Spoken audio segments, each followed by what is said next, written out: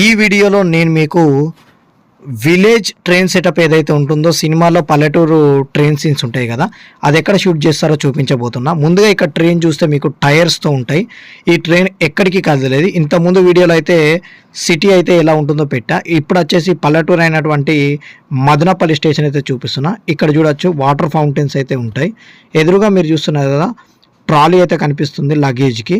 ఇది వచ్చేసి మదనపల్లి స్టేషన్. ఏదైతే విలేజ్ బ్యాక్డ్రాప్లో సాగే సినిమాల్లో అయితే ఇటువంటి స్టేషన్సే వాడతారు.